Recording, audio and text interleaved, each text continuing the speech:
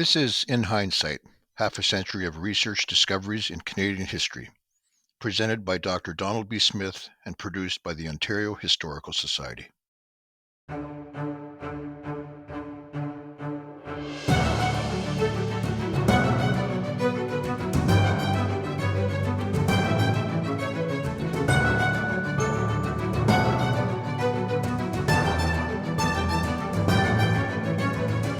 A great moment today. We're discussing a very good friend of mine, and I'm very much looking forward to that, discussing all of Dickason and the writing of Indigenous history in Canada. An extraordinary scholar's contribution to our knowledge of Canadian history. Over the past decade, a revolution has occurred in perceptions of the Indigenous peoples in Canada. All of this is most welcome. And one person in the historical field has made an enormous contribution, and that's the late Olive Dickason, through her wonderful publications, talks, contributions. Wonderful contribution indeed. And we're very lucky that Darren Prefontaine, who's with the Dumont Institute in Saskatoon, Darren has written her biography, and it's very complete and very good. Recently came out. So I'm very lucky. I'm able to talk about Olive from personal experience, personal knowledge, and also this wonderful book, excellent book, which covers so many aspects of her life and is so well documented, well illustrated, well presented. So here we go. Well, in a line, what Olive's done is she's helped Canadians see that our history was more than that of two founding peoples. There was one element, the original inhabitants, that were left out. Her best known book, Canada's First Nations, tells that story. It's an encyclopedic work. It's gone through, 3 editions in which she was directly contributed, and the fourth was after she had to hand over the project to another person. But the book stands up very well, and that's what I'm going to be doing in the text. So don't expect too much of that critical commentary in the oral presentation today. Rather, it's going to be more the personal story of Olive, and we'll leave the heavy-hitting, the heavy-duty material for the text. So don't miss the text, please. I hope you can see that. I'll discuss her work from my vantage point. Well, Olive was born in 1920 in Winnipeg, and her early days were quite comfortable, really. Her dad was a journalist, accountant. Her mom was a school teacher, and she had it was pretty comfortable upbringing in Winnipeg. There were three girls, and Olive, it really was pretty good schooling and good student, all going well. But then the sky fell in, the Depression, and her dad lost his position, and they had to leave Winnipeg, support themselves on the land, and they went up to the Interlake District of Manitoba, and that's where she grew up in her teenage years. Those 6 or 7 years in the bush in northern Manitoba were not fully known to me at all until I read Darren's book. But they were tough. But resilient they were indeed, because Olive's mom taught the girls how to trap, how to skin the furs, how to support themselves, and they did. So the family got through. Olive was, though, frustrated. She was. Parents were very keen on education, but they couldn't send her off to school. There's no money for that. They did correspondence courses, Olive did, and she was also very fortunate. There was a remittance man. That was a well-educated Brit who lived near them, who had a very good library and subscribed to a number of publications overseas, very well informed, and he spoke many times with Olive, sort of was her tutor. So that was another. She's got her mother, a school teacher, this remittance man helping. And so she had a good education on her own, as well as leading this outdoor life. But she desperately wanted to have a full education. And this leads to the very big turning point in her life. Her big opportunity comes in her late teenage years when she meets Athol Murray, Father Athol Murray, in Wilcox, Saskatchewan. So I'll just briefly explain this. And I honestly, it was quite uncanny. Here I am preparing for the broadcast, and I happen to look at my diary, an old diary. I remember we had this very deep conversation 25 years ago, and I found it in my diary. This is a couple of hours ago. So this is really, really Hollywood touch here. I'd like to read you what she told me on that occasion. And it goes back to October 1995. And Olive and I were going to a historical meeting in New York State, outside of Albany, New York. And that involved Olive came down from Edmonton, got her connection in Calgary. I got on the plane in Calgary, and then we flew to Albany with a stop in Toronto. It was a 6-hour plane flight. Now, from my diary, I can't believe it, but we talked the whole time about every subject imaginable. And Olive told me quite a bit about herself. She mentioned her early schooling, her the comfortable years in Winnipeg, then out in the bush, and her mother's contribution to her education, teaching her from doing the early high school years, and the remittance man. All of this, I heard all this 25 years ago, but the real story came when I looked at Darren's book. And the turning point is this. Olive is helping the family. She's the oldest child, and they're working away there and getting by barely. It's a depression. Times are tough. But she wants to break out and go to Winnipeg and see what she can do there. And she does, and it all comes about thanks to a job selling magazines in Western Canada. A group of young people, teenagers, late teenagers, were making their living by going from town to town selling newspapers. I should say magazines. And Olive was part of that group. They came near Wilcox, Saskatchewan, and she knew that at Wilcox there was a Roman Catholic priest, Athol Murray, who had started a college for kids who wanted an education but didn't have any opportunity to do so.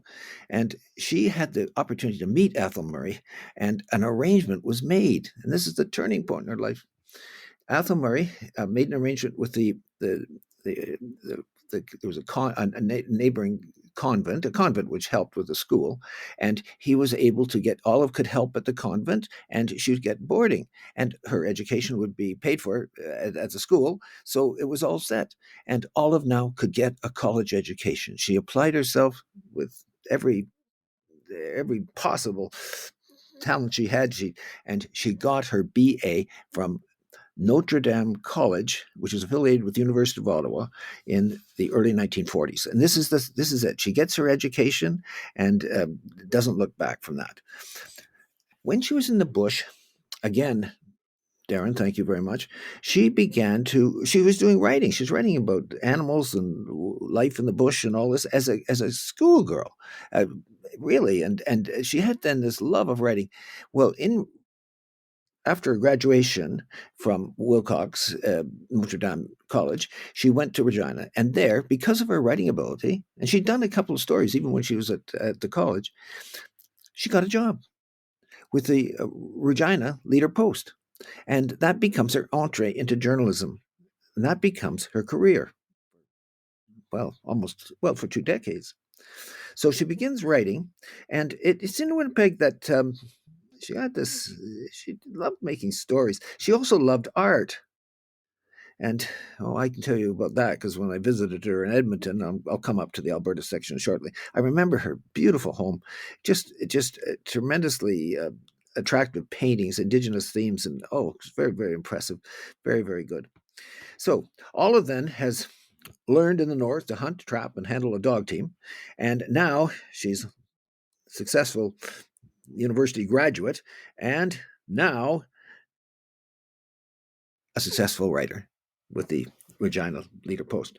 Now, after that experience, Olive went on to another newspaper experience in Winnipeg, and after that to Montreal. Now, in these years, the war years, mid 1940s, she married, and her husband was an Englishman. His name was Tony Dickason. Started off well. They were extremely happy together at the beginning, but the marriage fell apart within only 4 years. And when they were in Winnipeg and then in Montreal, it fell apart. Her husband, Tony Dickason, abandoned her and her 2 daughters. He abandoned her when she was pregnant with their 3rd child. So jeepers, this is all coming in here, Darren, from your book, The Real Story, which she never talked to me at all about this. What do we say, lout?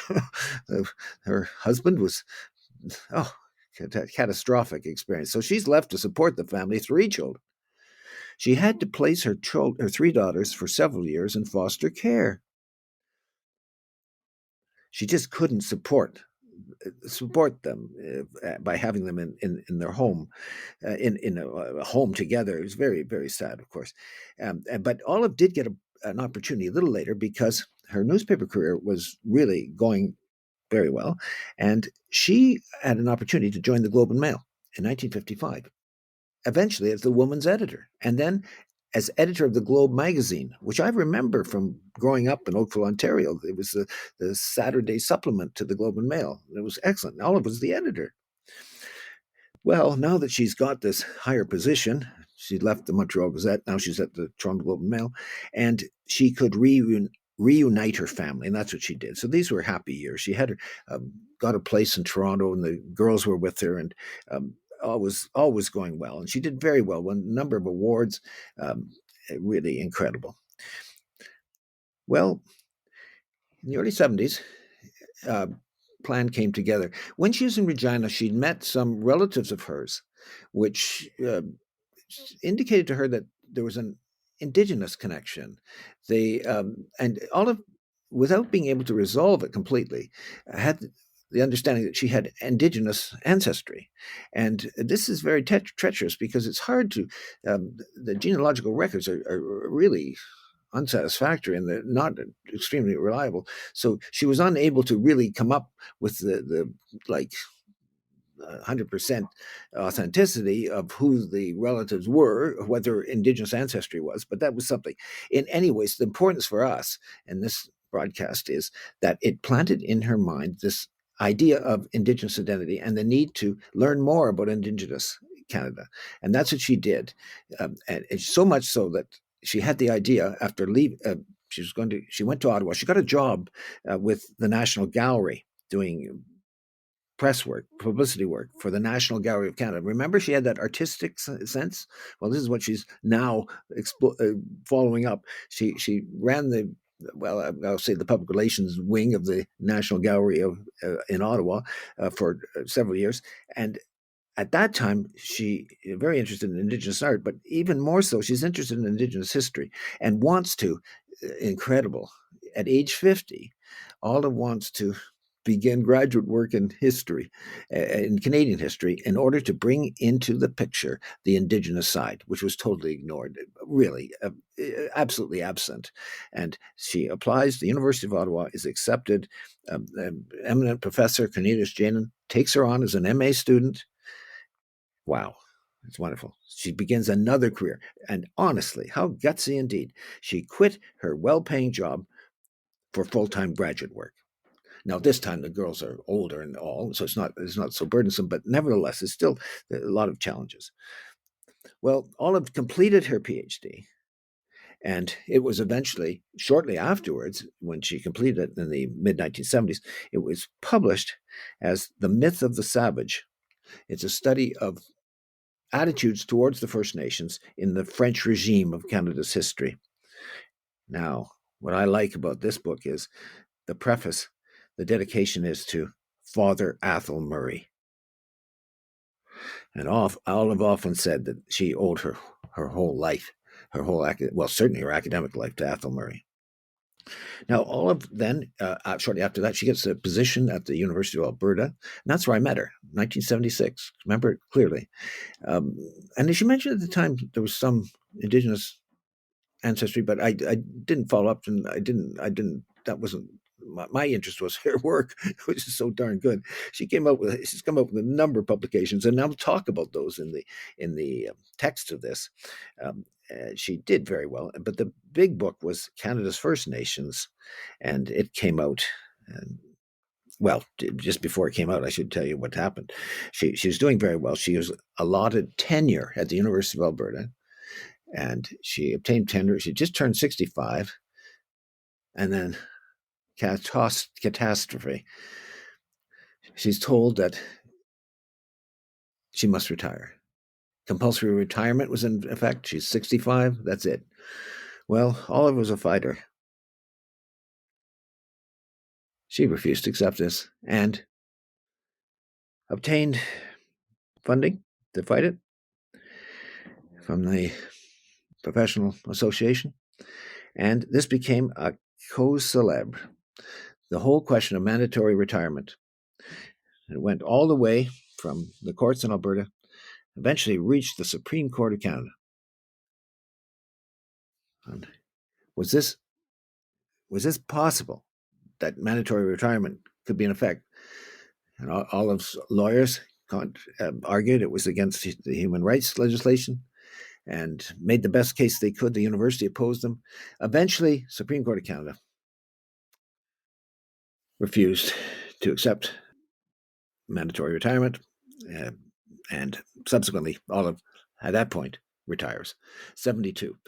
Keeps writing, very active in the community. In fact, at one stage, she ran provincially for the NDP. I remember talking to her about that. She loved it. She said, she loved the excitement of it.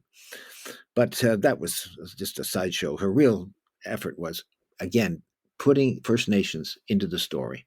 And her big text, the book that's so well known, Canada's First Nations, came out 1990 and went through 3 editions. And as I mentioned at the beginning, a 4th edition, but that her hand was removed from it at that stage. It was update was done by David McNabb, another scholar. So Olive, what's she going to do? Her daughter Anne's in Ottawa. She's got connections with the University of Ottawa and Edmonton.